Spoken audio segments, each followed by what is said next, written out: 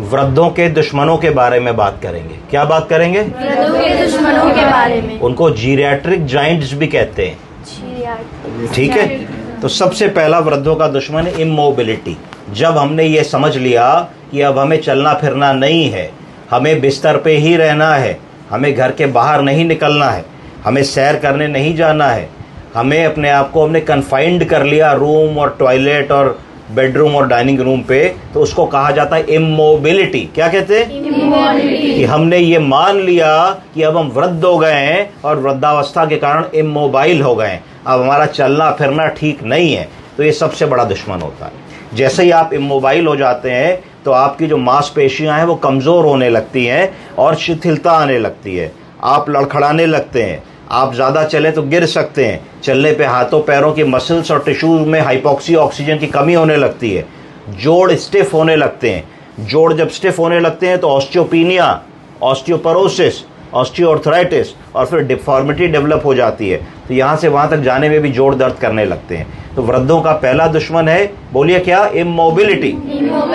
जब हमने ये मान लिया कि अब हम चलेंगे फिरेंगे नहीं, बिस्तर पे ही खाना दे दो, बिस्तर पे ही पॉटी करा दो, बिस्तर पे ही शेव कर दो, बिस्तर पे ही टीवी चला दो, तो वो हमारा डाउनफॉल वहाँ से शुरू है। तो हमें हर वृद्ध को ये कहना है कि बाबूजी, माताजी, कीप वॉकिंग, कीप गोइंग, जितना हो सके करते रहिए, हार मत मानिए, रुकिए मत, कीप गोइंग। तो पहला हमारा वृद्धों का दुश्मन हो गया इमोबिलिटी।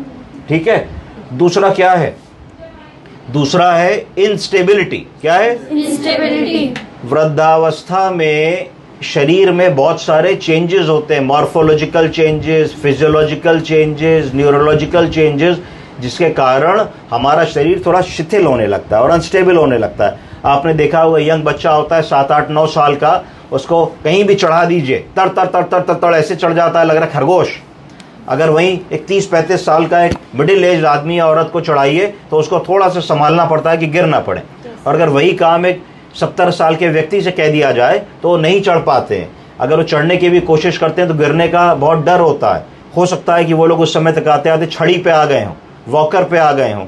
तो इंस्टेबिलिटी, बॉडी पे कंट्रोल ना होना, कि एकदम से हम चलते जा रहे हैं, एकदम से गड्ढा आ गया तो पैर हमारा डगमगा जाएगा, हम गिर पड़ेंगे, एकदम से जा रहे हैं, किसी ने आवाज़ दी, एकदम से घूमेंगे तो इंस्टेबिलिटी हो जाएगी, नहीं कर पाएंगे।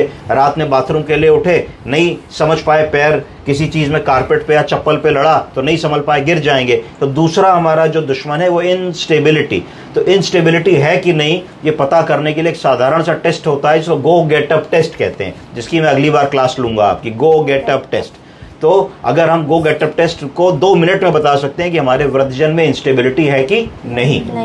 तो 2 आई हो गए, पहला हो गया इमोबिलिटी, दूसरा हो गया इंस्टेबिलिटी, तीसरा है इनकॉन्टिनेंस। बोलिए इनकॉन्टिनेंस का मतलब है पॉटी और सूसू को बताने की क्षमता में कमी आ जाना, इसको इनकॉन्टिनेंस कहते हैं।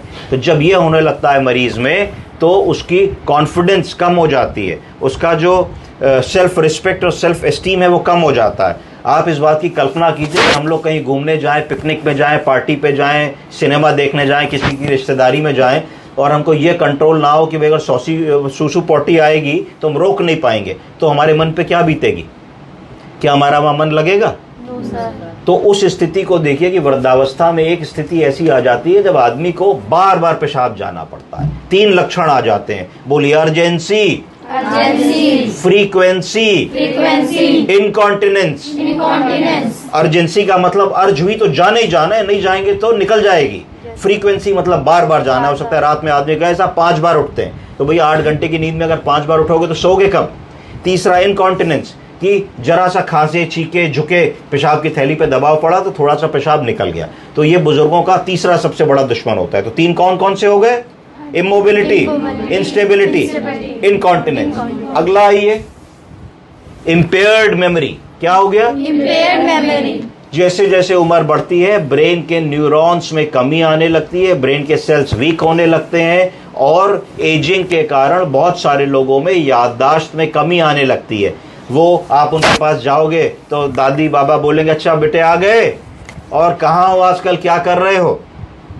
तो उनको पता है कि तुम जॉब कर रहे हो कि पढ़ाई कर रहे हो, उनको तुम्हारा नाम भी पता है, पर वो धीरे से कह देंगे मुन्नी आ गई, देखो बबुआ आ गया, देखो बेटा आ गया, और बेटा कैसे हो, या तुम्हारे और भाई बहनों से तुम्हारा नाम कंफ्यूज करेंगे। तो इसको धीरे धीरे कहते हैं इंटेलेक्चुअल इम्पेयरमेंट। क्या कहते हैं? Intellectual impairment. इसका मतलब है कि ब्रेन से जो इंफॉर्मेशन हमें वापस लानी है, यानी कि कौन आया, उसका क्या नाम है, क्या खाया, कब खाया, हमारे देश का राष्ट्रपति कौन है, हमारे देश का प्रधानमंत्री कौन है, हमारे कितने बच्चे हैं, हम कब पैदा हुए, हमारी बर्थ डेट कब होती है, हम कब रिटायर हुए, हम कहाँ काम करते थे, हमारा हाई स्कूल हमने किधर से किया। ऐसे वो सवाल होते हैं जो ज़िंदगी में कभी भी आदमी नहीं भूलता है, पर अगर आप इन सवालों को भी पूछेंगे तो आपको ऐसा लगेगा कि मरीज़ इसका सही जवाब कई बार नहीं दे पा रहा होता है। तो ये वृद्धों का चौथा और मोस्ट इम्पॉर्टेंट जो है दुश्मन होता है, क्योंकि जब मानसिक रूप से कोई कमज़ोर हो गया और शिथिल हो गया तो फिर वो अपने छोटे बड़े डिसीजंस नहीं ले पाता, छोटे बड़े काम नहीं कर पाता,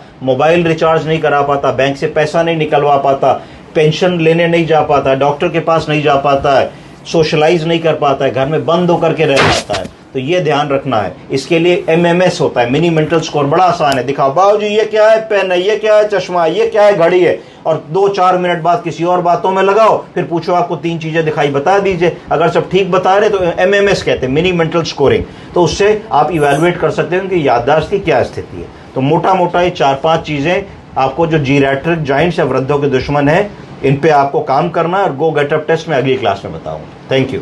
Thank you, sir.